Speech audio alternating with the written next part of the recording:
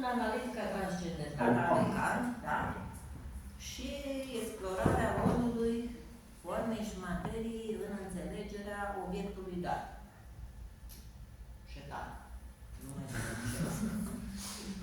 Yes, so can I start? And Please, I'm really sorry for not presenting in Romanian.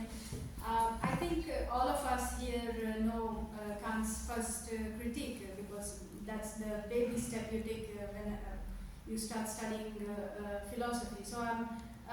So what I'm going to do today is I'm going to refer to one text of Kant, which is the Critique of Pure Reason, but I will focus on one translation, which was by Max Müller. And you know, if you are interested in Kantian philosophy, people talk about A deduction, B deduction, and there are different kinds of interpretation of Kant's first critique, right? So, but I am going to focus specifically on the first part of the critique, which is called Kant's transcendental analytic. We all know that the second part is transcendental dialectic, where Kant, destroys everything that he says in the analytic. So his whole critical philosophy is based, I feel it's based in his transcendental analytic. So for the purposes of my presentation today, I'm going to focus only on the particular translation of Kant's book, which was done by Max Müller in 1922. If the text is not clear, it's Max Müller's Immanuel Kant's Critique of Pure Reason in commemoration of the centenary of its first publication, second edition, and New York's Max Müller 1922. This is very important because in Kantian literature, if you miss some date or something, like if it's translated 2 years before or 2 years later, the translations are all over the place. So I want to just specifically focus attention on this particular text, and whatever I'm going to say after this are, the sentences that I quote here are specifically from that text. So just so we don't confuse anything here. Okay, may I, Pooja, just a few words in Romanian. A specificat faptul că se raportează doar la un fragment, la o parte din Critica Rațiunii Pure, din prima secțiune, nu intră în analitica dialectică, ci rămâne doar pe analitica transcendentală și a insistat, a spus de câteva ori, că raportarea prezentării este strict la o anume traducere. Max Müller n-a fost atent acum în ce an, deci așa, a Criticii Rațiunii Pure. Că a insistat asupra chestiunii că există diferențe când se fac traducerile acestea. Clar, asta sesizăm și noi acum, dacă ne dăm timpul, răgazul cu vene și punem 2-3 traduceri din germană în engleză și vedem diferențele. Thank you. So this is an object. So I will explain the idea to make it very simple also for the translation. I will not get too much into the text, but you can see the slides and you can see the quotations from Kant and you can double check. So this is an object, I see the object, and for Kant, seeing the object is not enough. Okay, you have to think about the object. If you are able to think about the object that you see, that's when we understand that we know the object. Deci, luăm un obiect. Ai exemplificat cu mouse-ul ăla. În viziunea kantiană nu este doar un obiect, un simplu obiect, entitatea respectivă, ci trebuie gândit ca, adică ce o interesează pe doamna Pooja, a gândi asupra obiectului respectiv. Deci este obiectul și gândirea noastră asupra obiectului. Despre, da, cu privire la obiect. Yes. For Kant, seeing is not understanding. For Kant, seeing is thinking and then understanding. You see and you think and then you understand.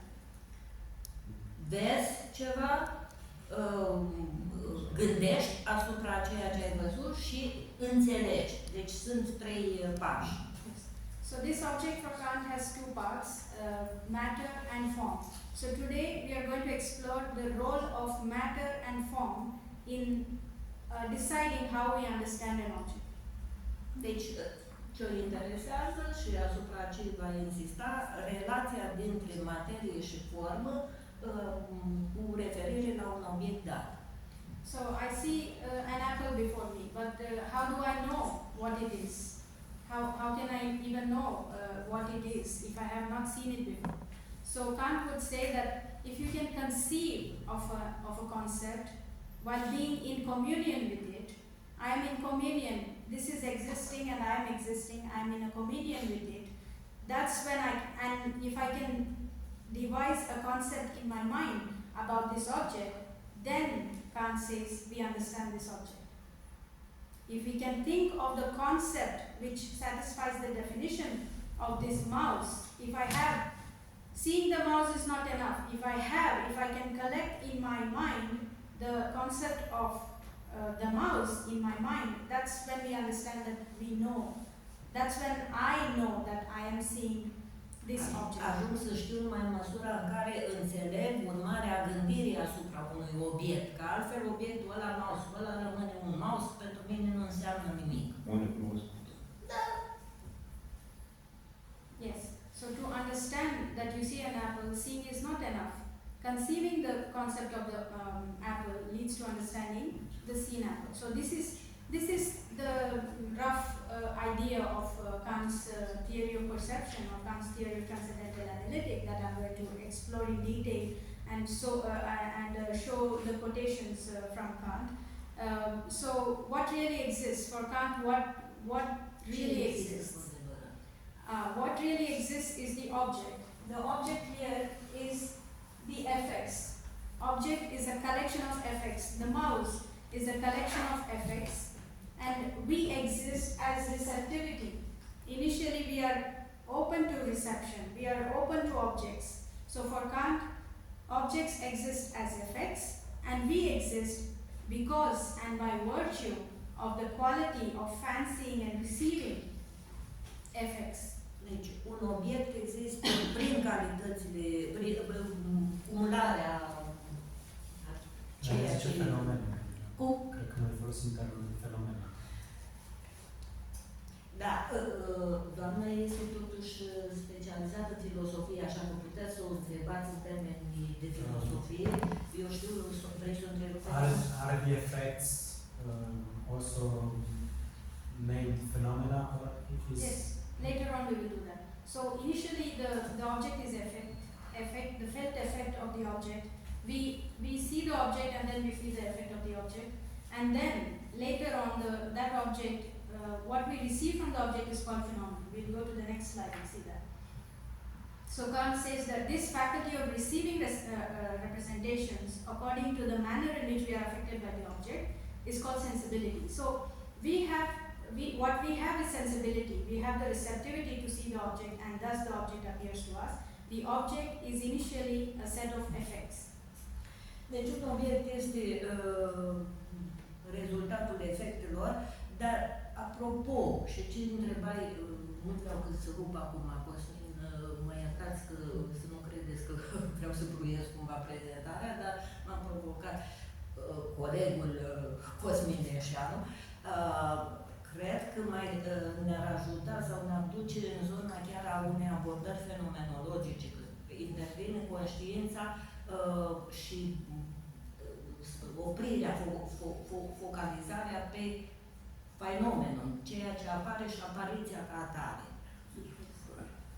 The object only exists in relation to us, that is, when we are available to receive it.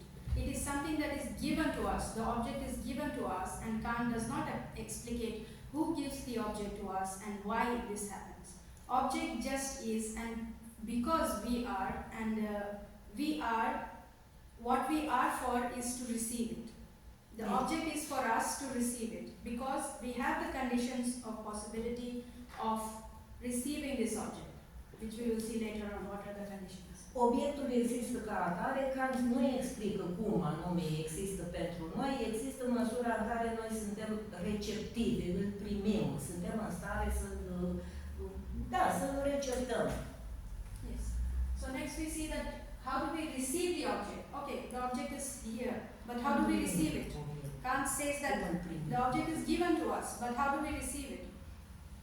This is the undefined object, and it affects us.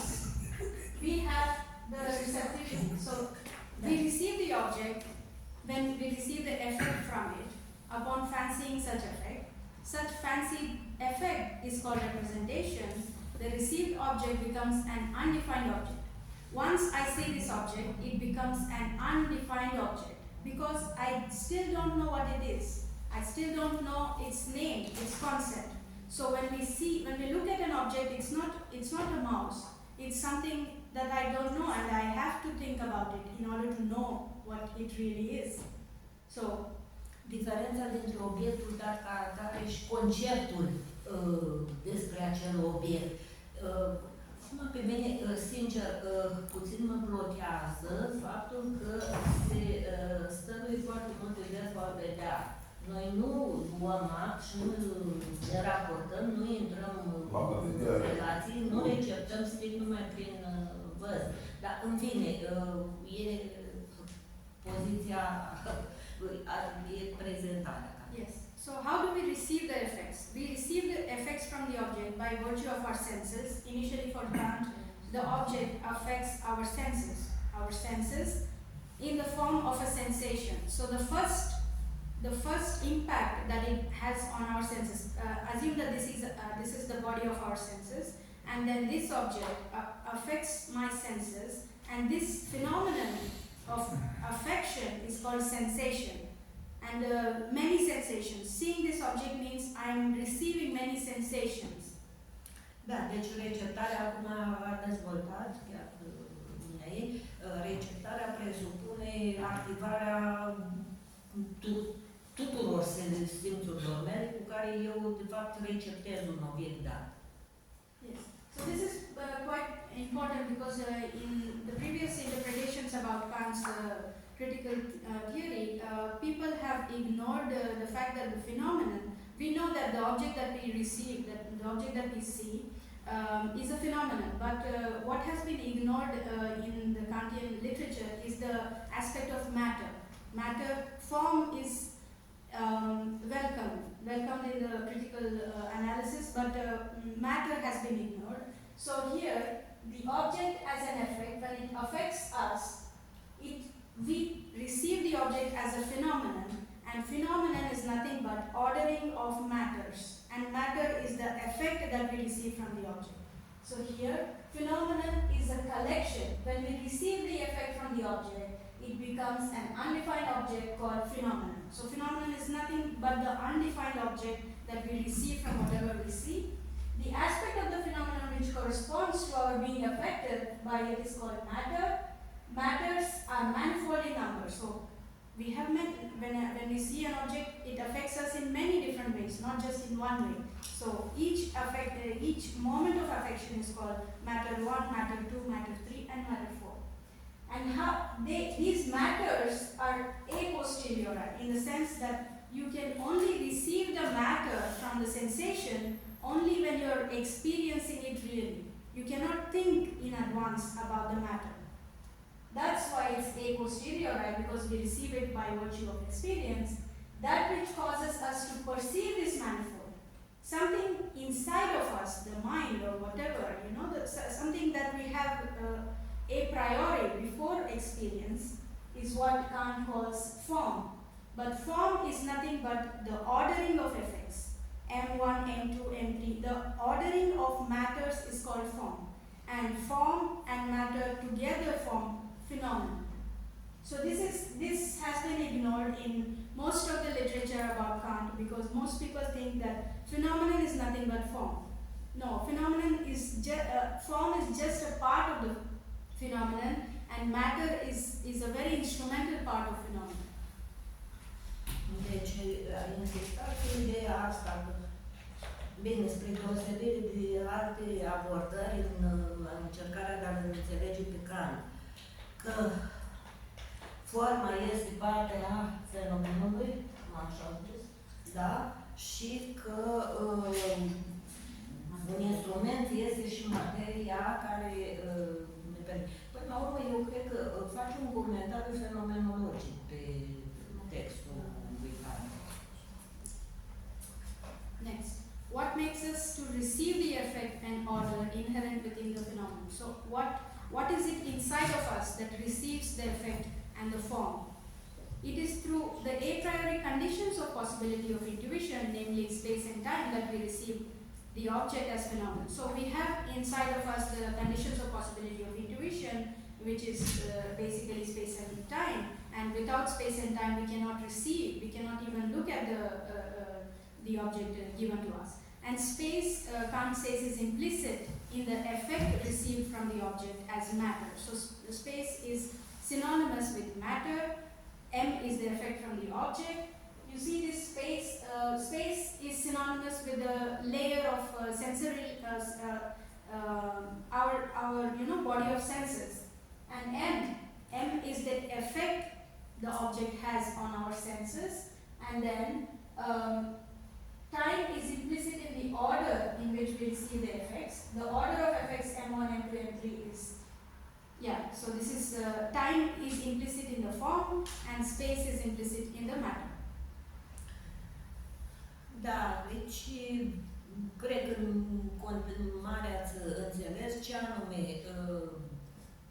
ne face să receptăm efectul și ordinea inerentă într-un fenomen.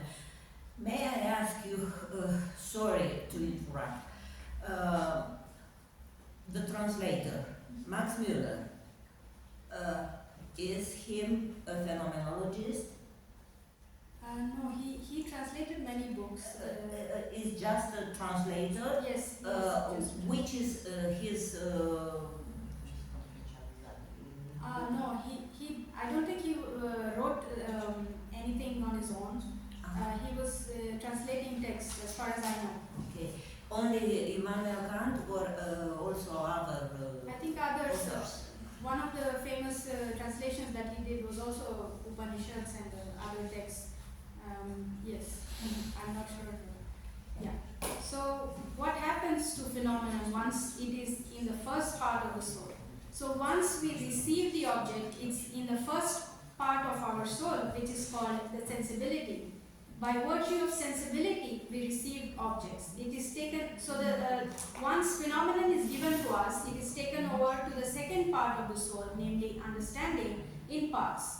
Sensibility is the domain of blind intuitions because representations remain unsubsumed into categories. Understanding is the domain of empty thoughts because when a disposition is not met with an object in the real world, it remains a mere speculation. So basically the idea is our soul has two parts, sensibility and understanding. Sensibility receives the object, both matter and form. Sensibility just takes all that the object has to give to us, both matter and form. But in understanding, just the form is given, taken over to understanding. So sensibility is the domain of blind intuition because when we see something, when we receive some inputs from something, it's just blind. We don't have a concept in our head. In the realm of sensibility, you don't have concepts. But only when the matter and form is given to understanding, that's when we start thinking about what we see. So understanding on its own is a domain of empty thoughts because it doesn't have the matter, it doesn't have the real object that you see. And sensibility is the domain of blind intuition because it is just unknown effects from the object. Da, o împărțire personală, nu sunt de acord cu ce e acolo. De ce? Sufletul, în sensibilitate și înțelegere, perfect, dar la a doua secțiune, înțelegerea, pusă acolo cumva o corespondență cu gândurile goale. Ar fi concept. Adică care nu sunt umplute cu senzații. Next, which part of the phenomenon is taken over to understanding? So here we can see that in sensibility both the matter and form are intact, but what happens is Kant says that let's forget about matter for now to make the concept concept of the object, let me just forget about the a posteriori, empirical part of sensation, and let me just work with the formalizable a priori and pure part of perception, which is form. So just the understanding is taken, just the form is taken over to understanding, and the matter is left in sensibility. This is the second major step in Kant's critical philosophy, which has been ignored in most of the translations, and I want to pay more emphasis on this. Yes. Da, spun numai pentru că îmi dau seama, cred foarte puțin nu urmăriți, nu înțelegeți. Ce parte din fenomen ne duce, nu știu să-i spun în românește, într-un din mai potrivit înțelegere, și aici își face loc forma, relația materie-formă schițată pe slide-ul, în slide-ul respectiv. So, how is the given object understood in understanding? So basically, once we get the form, so here you can see that matter is just left as it is. Matter is taken over in principles. Principles, if you know the first critic, principles is like the last part of the transcendental analytic. So Kant only acknowledges matter in the end. He does not use matter to, conceptualize the pure concepts of understanding or any other concepts that we need in order to arrive at the concept of this object. So form is taken over to synthesis. The next part of understanding is synthesis. So there are 3 levels of synthesis, and Kant works only with the form. And in the 3 levels of synthesis, the work of imagination is used, and the 3 levels of synthesis produces a self. The self is the synthetic unity of a perception. We will see that later. And then schematizing happens because for Kant categories, there are categories. We are born with categories, concepts, and then by virtue of those concepts, Kant says that we understand everything that is going on in the world around us. But the main point to focus here is these lines that I draw. Form is taken over to synthesis of self, which is also used in schema, but matter is not used in these 2 categories, it's just used in principles. Importanța formei în expunerea pe care mergem pe textul kantian și nu a materiei în discuția asta. So matter is ignored. Just Materia este ignorată, e lăsată undeva spre sfârșit, da? What is form or manifold truly? So what does Kant even mean by form? So Kant says that, okay, when the object is given to us, we receive it as phenomenon, and phenomenon has 2 parts, matter and form. But how do we deeply understand form? Kant says that form is nothing but a manifold, and a manifold is a set of representations bound by empirical rules. Empirical rules, so R1, R2 and R3 are representations, and L1, L2 and L3 are empirical laws which bind these representations together to form a manifold. The form is called a manifold because it's a collection of many different representations. So when understanding with its faculty of spontaneity is furnished with knowledge in the form of manifold, it is bound by the laws of pure understanding, namely empirical laws. So what Kant says here is form is not just the order of effects, it's much more than that. Its representations arranged in a particular order, and each representation is bound by empirical rules. Da, forma nu este doar dă seama de ordonare, ordine, ci de reprezentare, da? Eu nu pot să țin pasul, nu înțeleg pe măsură ce prezintă, dar nu țin pasul cu ce au spus, că spune multe și... Ați comprimat scurt. Da. Rămâneți la obiectul, văd. Da, bine. Dar de ce nu la buc și pauză, respirație și nu mai spun nimic. Da. Nu vreau acum nici să vă creez, eu știu, să vă deranjeze, pentru că cei care înțelegeți este o cursivitate și puteți să urmăriți prezentarea. Probabil e singurul care nu înțelege engleză. Oare? Dacă nu-i subtitrat textul. Yes. So what does the first level of synthesis do? What happens in the first level of synthesis? So in the first level of synthesis, the manifold that we saw before, this manifold that you see, R1, R2, R3 arranged in a definite form. In the first level of synthesis, what Kant does is, he breaks the order. He says that each representation, R1, is in itself an absolute. They are not, each representation are absolute in themselves because they signify the quality of time, which is absoluteness. So synthesis number 1 pertains to the absoluteness of time. So what Kant is doing with synthesis is he's truly showing us that what we receive from the object is in time.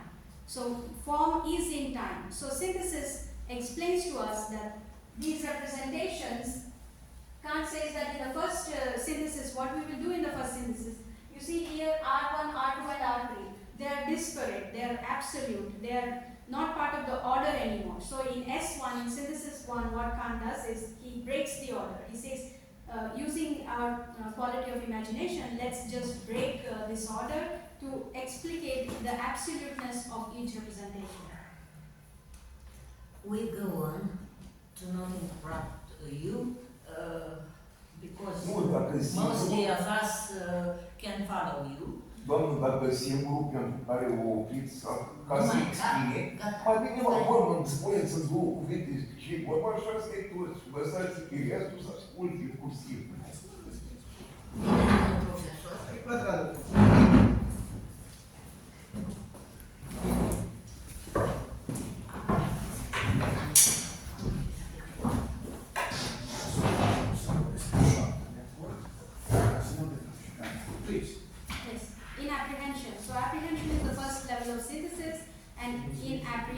What Kant does is Kant says let's treat each representation as an absolute because we want to show that in the order in which we receive a representation